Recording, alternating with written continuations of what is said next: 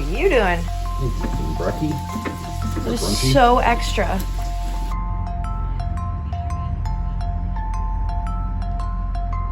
I was like, no, but you're probably right. It might be on the other side. Do you want to sit at the front bench? It's perfect. So it's a Monday holiday right now, and I'm walking up a steep incline. It's actually a little bit warmer today. Still pretty cold, but manageable. Yesterday, Colin and I went for a walk. We saw a bald eagle. I didn't know bald eagles lived in like the Boston vicinity, but a bald eagle in Boston was pretty cool to see.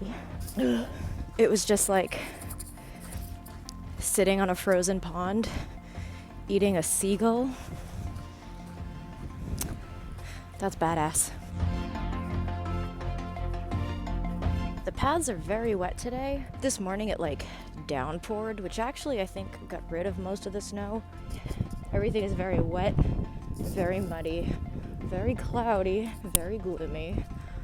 But not me. Not me. I'm doing just fine. Just fine. It's actually pretty comfortable out, you know? Not bad.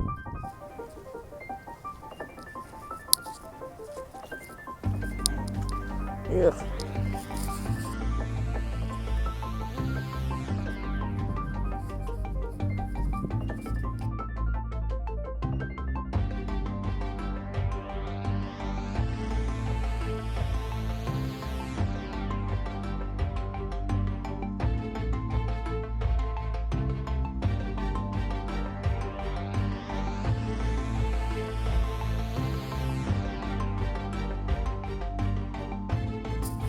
So in the summer, it's actually really hard to see this because of all the leaves, but in the winter, you get a full view of Boston.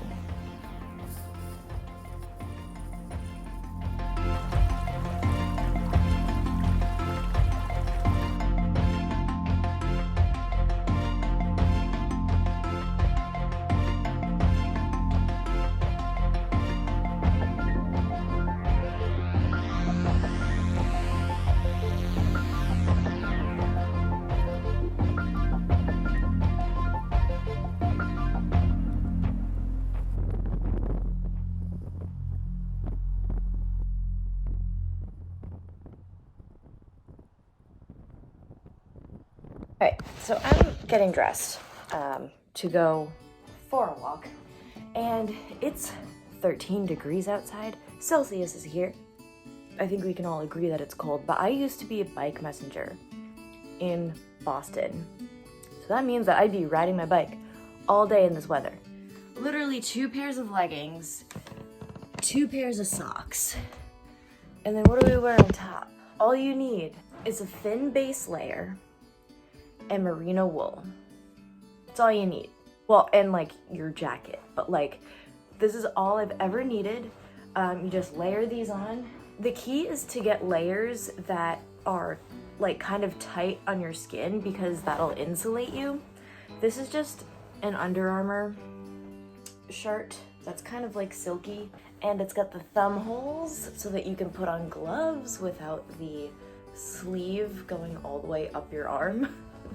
And this is from the company Wallaroo. This one is also tight fitting. It's always nice to have at least one layer that's close to your skin, because if it's too baggy, then you can feel every particle of air against your skin.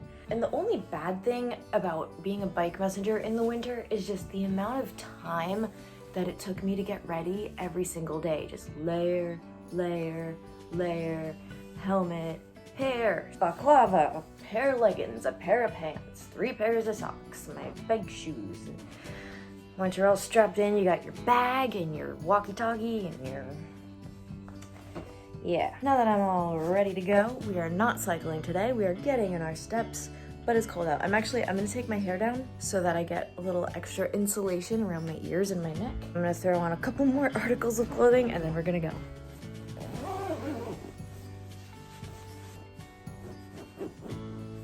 Let's go. I'm aware that these hiking boots are a little extra, but they're the warmest thing I have. And I don't really care what people think. Yeah, that's cute. It's real cute. All right. Beautiful day. There's like not a cloud in the sky, which I think makes it colder.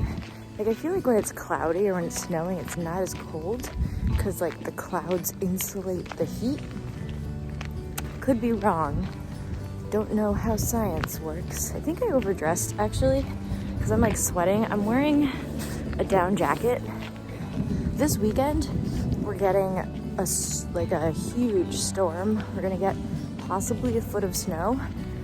And it's being called a bomb cyclone, which I think is just a blizzard and a hurricane all rolled into one. I'm not too concerned because we live in a city and like we have lost power before, but it's always been restored within a few hours. And if we lose electricity, the gas still works, so we'll still have heat. That's a vlog for another day. So stay tuned. Turn on your notifications. It's chilly. Very chilly.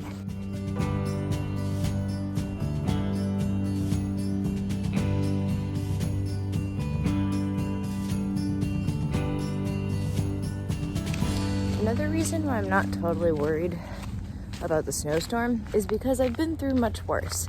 And if I can find pictures, I'll like overlay them. But there's one year, I think it was 2015, where Boston just kept getting hit snowstorm after snowstorm. And every time there was a snowstorm, it was a foot of snow. Eventually there was so much snow in Boston that they actually got the city to say that it was okay to dump it in the harbor, which is not something that we do because it messes up the ecosystem, I think, and water levels and stuff like that. But it was so bad. Like I remember walking through like 8-foot tall snowbanks just to like get to my train. If the train was working, the train's totally shut down.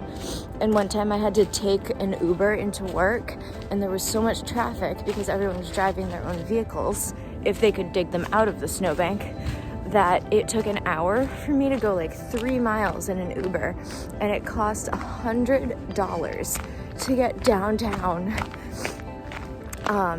And like they did reimburse me, but at that point I had just started working there and I had maybe $60 in my bank account, which like I felt really weird telling my work that. It's like, I don't know if I have enough money in my account. But yeah, 8 feet of snow. And there was this one pile of snow in South Boston. I think they just dumped a whole bunch of snow into like an empty lot. And it was like this huge, like they needed cranes and backhoes and stuff like that. And it didn't melt until July that summer. So we get a lot of snow here. And like I don't have snow tires and I don't have chains or anything because it's never that bad. But oh man, that winter was that bad.